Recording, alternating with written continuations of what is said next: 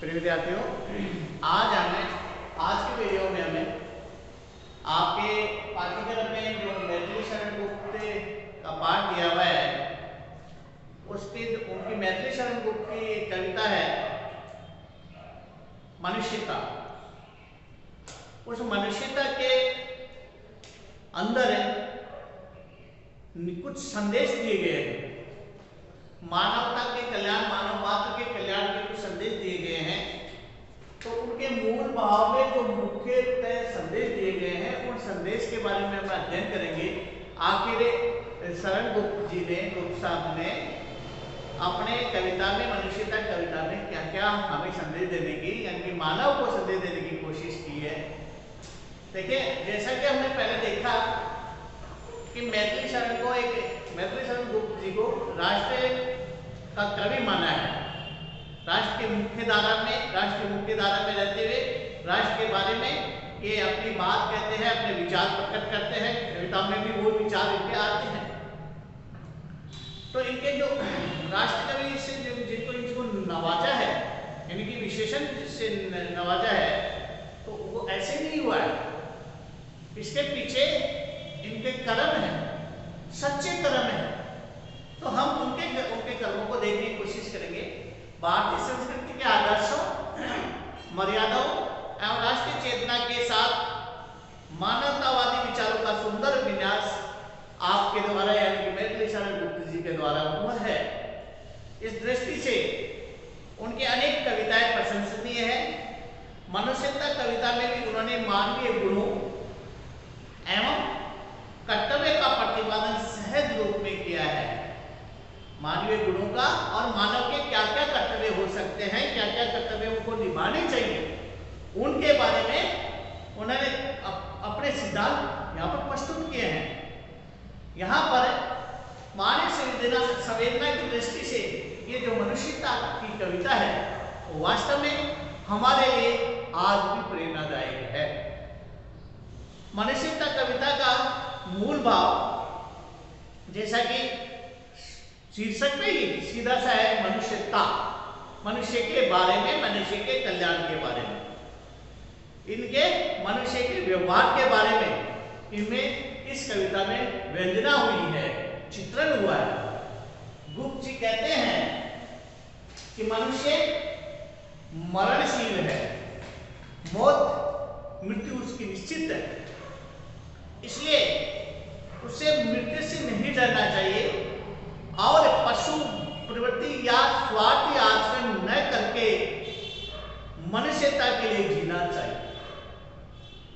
पशु अपने लिए जीते हैं, कुछ मनुष्य पशुओं की तरह जीते हैं, लेकिन यहाँ पर गुप्त जी ने उनको धिक्कारा है कि पशु आचरण की तरह नहीं जीना चाहिए।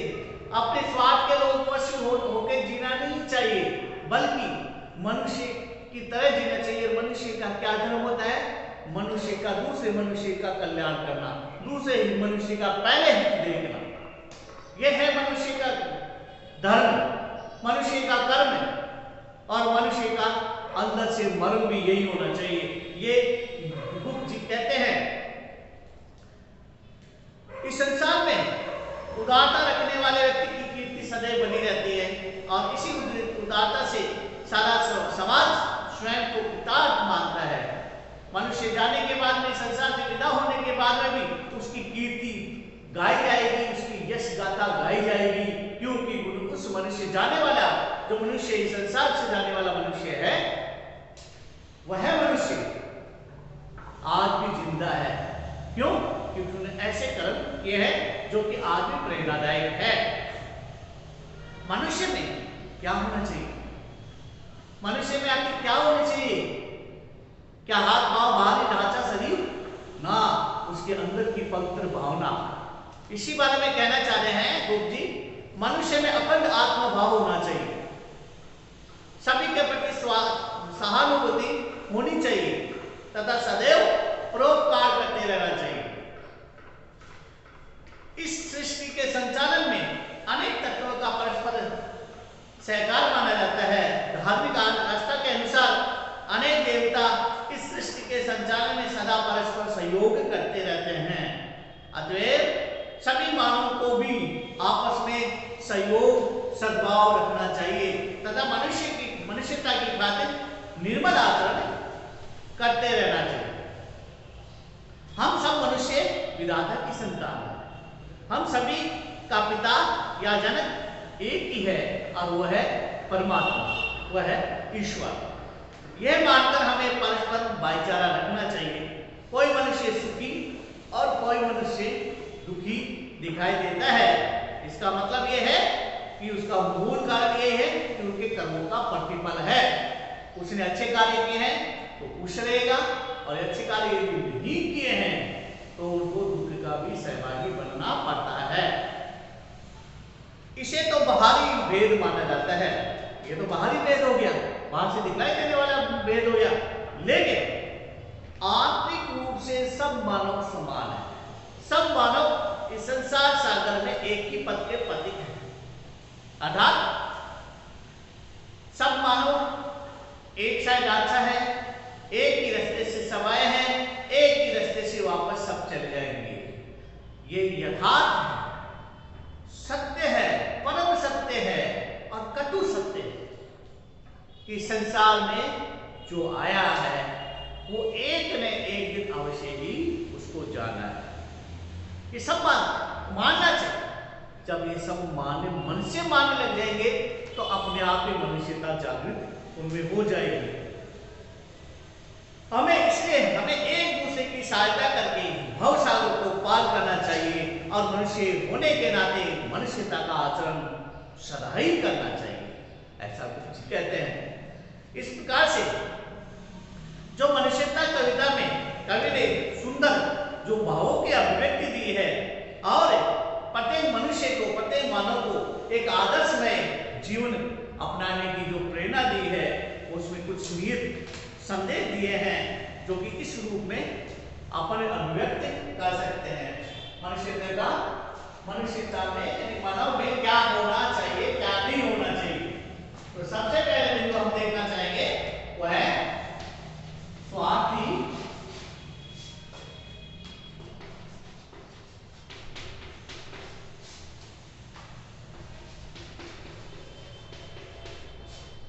स्वार्थी प्रवृत्ति का त्याग।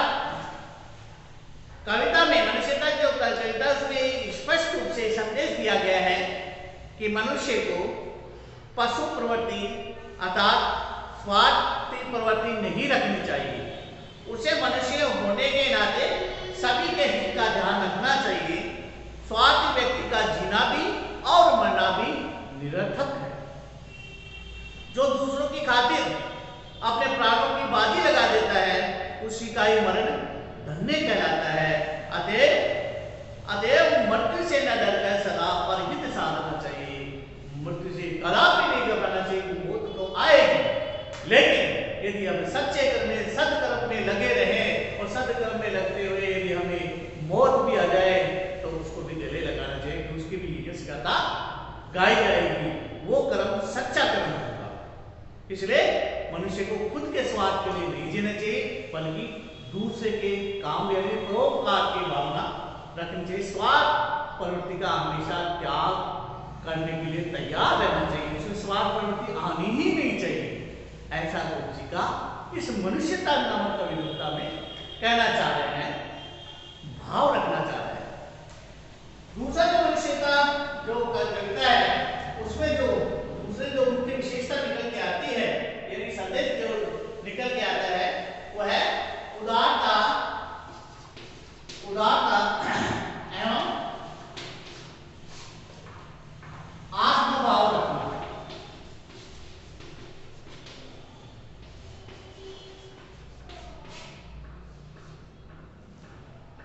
इस संसार में उदारता रखने वाले व्यक्ति का यश हमेशा रहता है, उसकी कीर्ति गाई जाती है, ये सभी जानते हैं।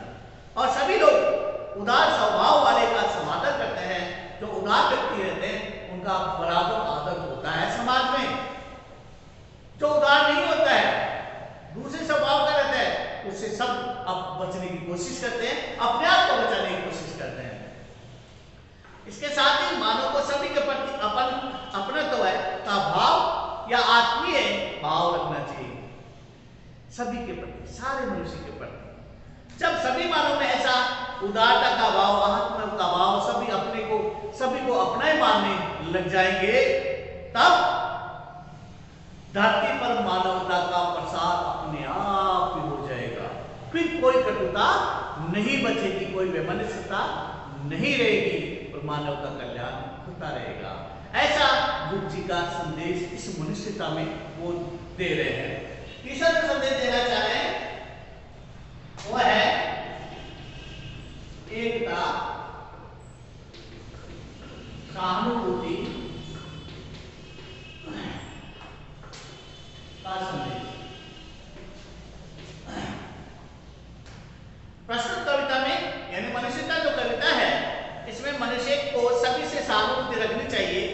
इस निमित्त परस्पर मतभेद या तर्क वितर्क को बढ़ावा न देकर एकता, परोपकार, सद्भाव का आचरण करना चाहिए। गुप्त जी ने सहानुभूति को महाविभूति बताया है तथा मनुष्यता को परोपकार से मंडित करने की प्रेरणा दी है। यानी कि दूसरों के प्रति उपकार करना ही एक से सबसे बड़ी प्रेरणा है। कहते हैं मनुष्यता कविता में, आहा वही उदार है परोपकार जो करे। आहा वही उदार है परोपकार जो करे, वही मनुष्य है कि जो मनुष्य के लिए मरे। वही मनुष्य है जो मनुष्य के लिए मरे। सीधा और सपाट सरल भाषा में गुप्त जी ने संदेश दे दिया कि परोपकार करने वाला ही उदार रहता है और वास्तव में मनुष्य वही है जो दूसरे मनुष्य के काम आए। कितना सरल भाषा में इन्होंने बताया। चौथा जो संदेश है तो इस कविता में देना चाह रहे हैं वो ये है, परस्पर सहयोग करना।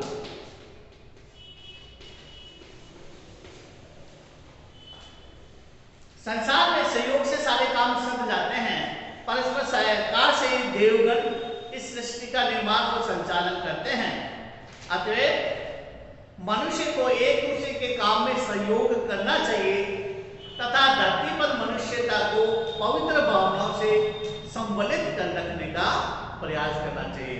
बार बार हर बिंदु पर, हर एक पंक्ति में वो ये कहना चाह रहे हैं कि आपस में एक दूसरे के काम में आना चाहिए, सहयोग करना चाहिए, तभी जो मनुष्यता की जो पवित्र भावना है वो संचालित रहेगी, वो लगातार बहती रहेगी, सबका कल्याण करती रहेगी। ऐसा गुप्त जी कह रहे हैं कि लगातार ही सहयोग रहना चाहिए, उसमें कोई कमी नहीं रहनी चाहिए कि एक बार हमने सहयोग किया और अब कह हम तो नहीं करेंगे या हमारे में स्वार्थ जा गया, तब फिर मनुष्यता में बाधकता उत्पन्न हो जाती है। आगे जो संदेश देना चाह रहे हैं वो है, पांचवा है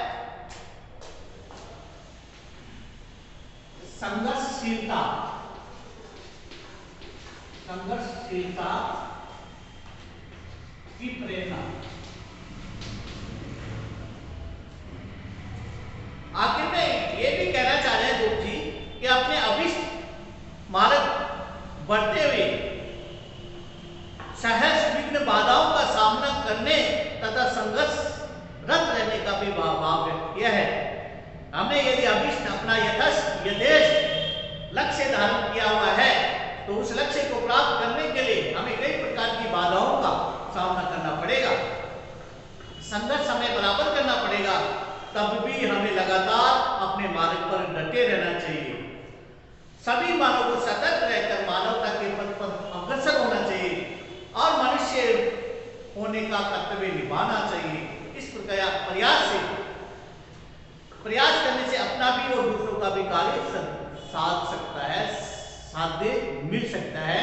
ये इस प्रकार से साधन बनाना चाहिए मनुष्य को कि खुद का भी काम निकले, खुद भी उसी मार्ग पर अच्छे मार्ग पर चले और साथी को भी, जो दूसरा मानव है उसके साथी है, दूसरे और भी जो मनुष्य है, मानव है, उनको भी साथ लेके चले तो सभी का ही जो एक दूसरे लक्ष्य प्राप्त करने में आसानी रहेगी, यानी सबका काम सध सकता है। जबकि मान कब सधेगा? जब हमारे में सच्ची भावना रहेगी। यदि हमारे में कहीं पर भी कलुषता आ जाती है किंतु परंतु थोड़ा सा भी आ जाता है तो फिर वो मनुष्यता नहीं रह पाती है। छठा बिंदु है भ्रातृत्व भाव का प्रसार।